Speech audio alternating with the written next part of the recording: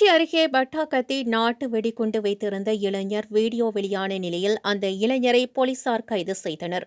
திருச்சி மாவட்டத்தைச் சேர்ந்த இளைஞர் ஒருவர் பட்டாக்கத்தியை கையில் வைத்துக் கொண்டு நாட்டு வெடியை வெடிக்கும் வீடியோ கடந்த சில நாட்களுக்கு முன்பு சமூக வலைதளங்களில் வெளியானது.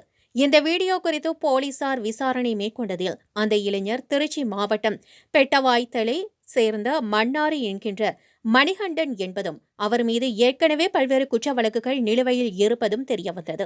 போலீசார் அவரை தேடி வந்த நிலையில் பெட்டவாய்த்தலை அருகே மணிகண்டன் பட்டாக்கத்தி வைத்துக் கொண்டு பொதுமக்களை மிரட்டி வந்துள்ளார். அது குறித்த தகவலறிந்த பெட்டவாய்த்தலை போலீசார் சம்பவ இடத்துக்கு சென்று மணிகண்டனை கைது செய்து சிறையில் அடைத்தனர்.